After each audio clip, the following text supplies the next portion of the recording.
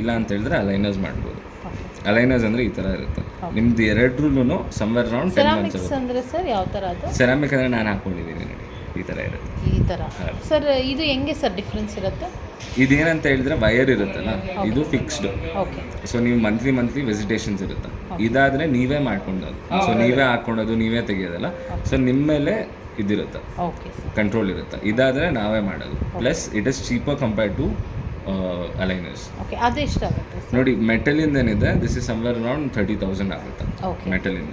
ಸೆರಾಮಿಕ್ಕು somewhere around 45,000 ಆಗುತ್ತೆ. Aligners it starts from 60,000. 60ಇಂದ 81 ತನಕ ಹಂಗೆ ಹೋಗುತ್ತೆ, ಡಿಪೆಂಡಿಂಗ್ ಆನ್ ದ ಬ್ರ್ಯಾಂಡಿಂಗ್. ಇದು ಈಗ ನೀವು ಹಾಕೊಂಡಿರೋದು ಟ್ರೆಡಿಷನಲ್ ಬ್ರೇಸಸ್? ನಾನು ಹಾಕೊಂಡಿರೋದು ಸೆರಾಮಿಕ್ ಬ್ರೇಸಸ್. ನೀವು ಹಾಕೊಂಡಿರೋದು ಇದು ಥರ ಇದೆ ಅಲ್ಲ? ಅದು ನನ್ನ ರಬ್ಬರ್ ಬ್ಯಾಂಡ್ಸ್ ಬರುತ್ತೆ ಸೆರಾಮಿಕ್ ಬ್ರೇಸಸಲ್ಲಿ. ಓಕೆ. ಸೊ ಅದು ನೀವು ಯಾವ ಕಲರ್ ಬೇಕಾದ್ರೂ ಹಾಕೊಳ್ಬೋದು.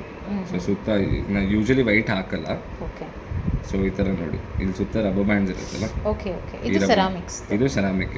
ಇದು ಎಷ್ಟು ಸರ್ ಕಾಸ್ಟ್? 45,000 ಆಗುತ್ತೆ ಎವ್ರಿಥಿಂಗ್. 30,000 ಏನು ಸರ್ ಆ್ಯಕ್ಚುಲಿ?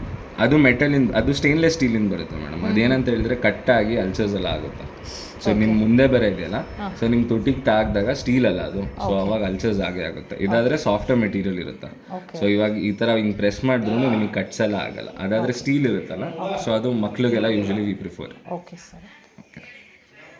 ಸೊ ಇದು ಈ ಥರ ಆಪ್ಷನ್ಸ್ ಮಾಡ್ಬೋದು ಬೇಸಸ್ಸು. ಇಲ್ಲ ಅಂತ ಹೇಳಿದ್ರೆ ಅಲೈನರ್ಸ್ ಏನಿದೆ, ಅಲೈನರ್ಸು 8 to 10